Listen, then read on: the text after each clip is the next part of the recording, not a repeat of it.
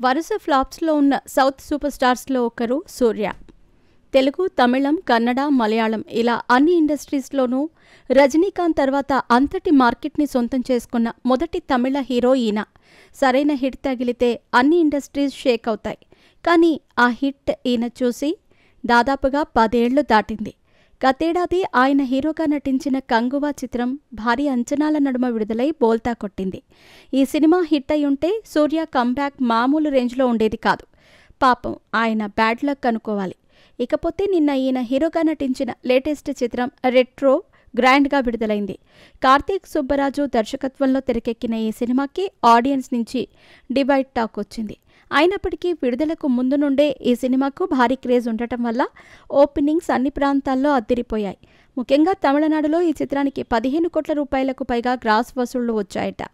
కంగువా చిత్రానికి కేవలం 12 కోట్ల గ్రాస్ మాత్రమే వచ్చింది. కంగువా చిత్రానికి తమిళనాడులో కాస్త తక్కువ వచ్చినా ఓవరాల్ వరల్డ్ వైడ్గా చూస్తే రెట్రో కంటే కంగువాగానే ఎక్కువ గ్రాస్ సాధించింది. కారణం కంగువా చిత్రానికి టాలీవుడ్ ఓపెనింగ్ కూడా బాగా కలిసొచ్చింది.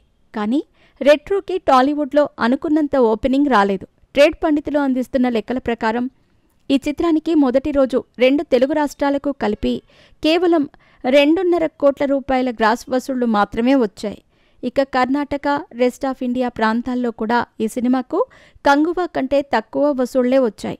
ఓవరాల్గా చూస్తే కంగువాకి మొదటి రోజు దాదాపు 40 కోట్ల రూపాయల గ్రాస్ వసూళ్లు రాగా రెట్రో చిత్రానికి 30 కోట్ల రూపాయల గ్రాస్ వసూళ్లు వచ్చాయి.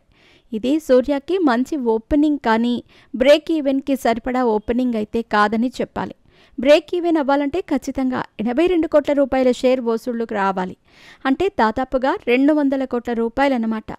ఆ రేంజ్ వసూళ్లు ఈ చిత్రానికి రావటం దాదాపుగా అసాధ్యమే. ప్రస్తుతం ఉన్న ట్రెండ్ ప్రకారం చూస్తే ఈ చిత్రానికి 100 కోట్ల రూపాయల గ్రాస్ వసూళ్లు మాత్రమే వచ్చే అవకాశం ఉందట.